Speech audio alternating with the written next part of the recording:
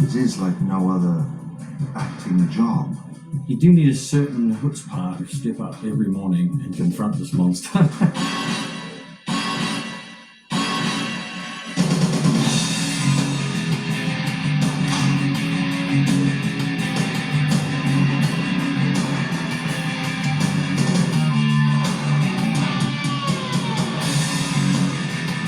With this new Bond, being that it's its 40th anniversary, there's some new things never before seen. I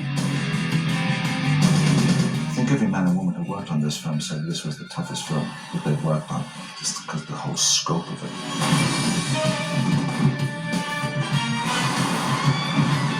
You want to find out what everybody else did and try and bring something new to the game and not fall into any sort of set cliches. I'm getting letters from people all the time, you're Bond fans, and that's another of the huge responsibilities that you want to live up to. We do always go back to Fleming. I mean, the James Bond character is so complex. You can go and hide in your trailer if you want to and let the other guy set up the shot and then come out and do this shot, but I really don't think that's the way to make a Bond picture.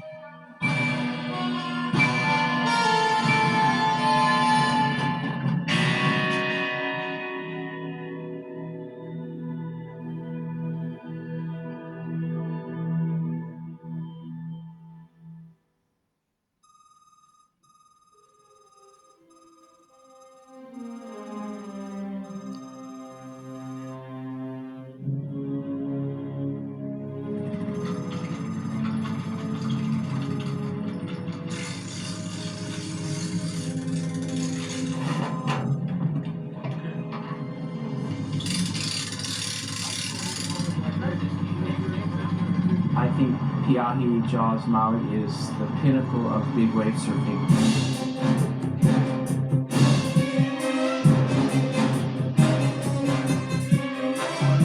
And it's only natural that they come here and pick Jaws because it's the most dangerous, biggest barrel in the world. And that just fits their script fantastically.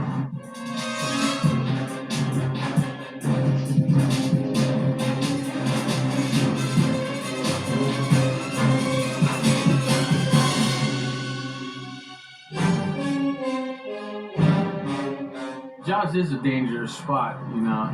It can be extremely dangerous, but it's so dependent upon how the wave is breaking. You know, a few feet underwater can make all the difference in the world. You can either get a free ride back up at the surface because you get in a pocket where the water's going up, or if you're a few feet to the wrong side, you can get in a current that's going down and you might not see the surface for a long time.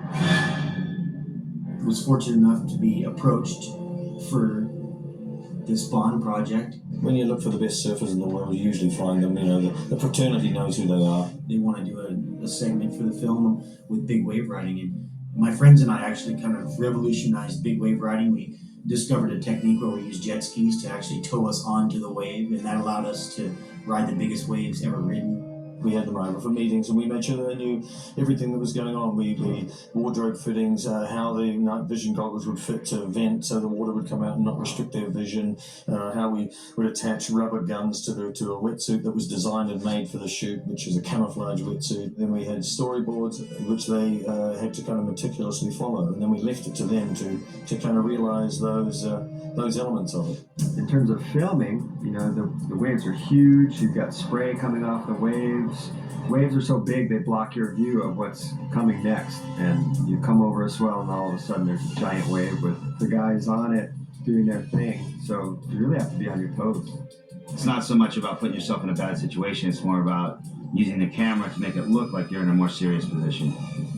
Looking at the storyboards, I see like a wish list of images that they want to take place, and I think us as cameramen just need to use our instincts to do what we already know how to do and think of those images that have to be created from it. It's like part documentary and part feature film because you can't control really what they're going to do. You just have to use your camera work to get those images that the director hopefully wants to, you know, put in his movie. We'll try to get as close to the most critical part of the wave as we can, which is the bowl section, I think, is the most spectacular part of the wave. So we'll be right on the edge of it, really in a relatively safe situation, but it's a real thrill. We have have 2 cameras in the water. I'll be on a jet ski, and Sunny will be in the jet boat, and we'll have another camera in the helicopter. So each angle is a very dynamic angle. We have a lot of technology that we're applying with the jet boat and the gyro stabilizer, and I'm going to be trying to get more tight stuff, like using the lens and the gyro stabilization to get us some smooth shots. The camera's housed in like a waterproof bag. There's still a lot of valuable equipment that would definitely be in the water if it went over.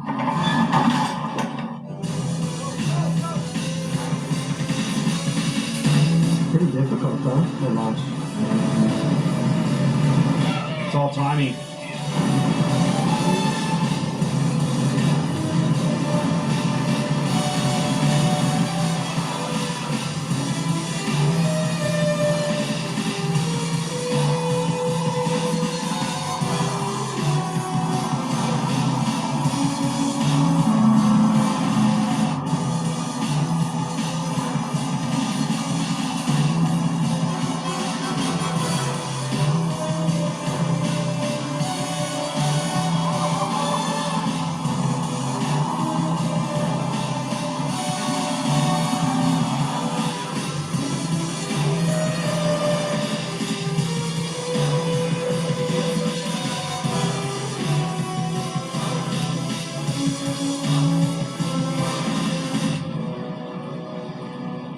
Guy's down, forget about the shot. I mean, if he's in a bad way, we're going in. We're not going to wait for anything.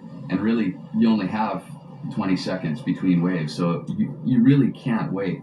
When a guy goes down, he spends between 12 and 15 seconds underwater, and 15 seconds is a long hold down. That means that when he gets up, there's only 5 seconds for you to get him before the next wave comes.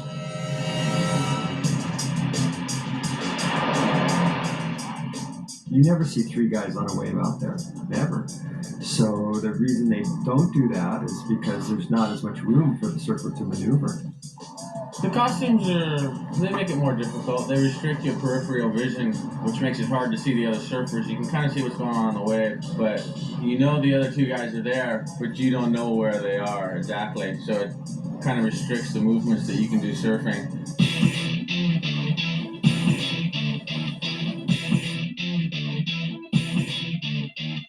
The pilot's able to put us close enough to get wet from the spray.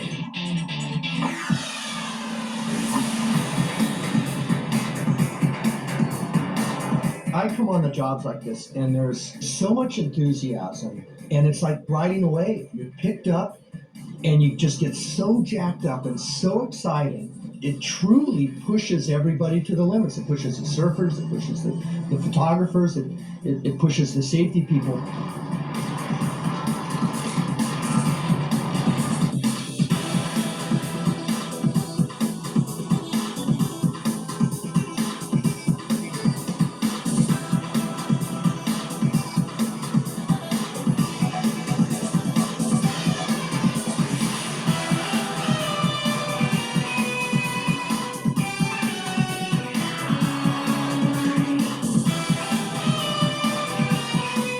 We did a couple wipeouts, where we'd run along the lip line and just lift into the air, and we'd be thrown into the abyss with all this white water.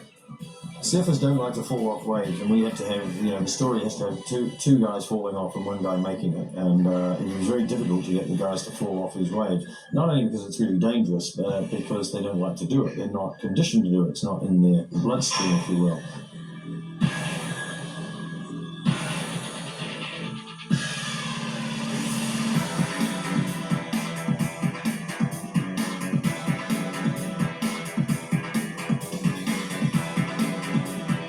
We may have been going out knowing we're shooting a motion picture, but our instincts took over. It was surfing, they were doing it in those costumes, and it was our obligation to visualize the shots we had to accomplish and accomplish them.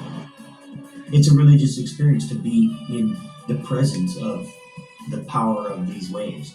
On Earth, it's one of the few times that you can really see the power of God.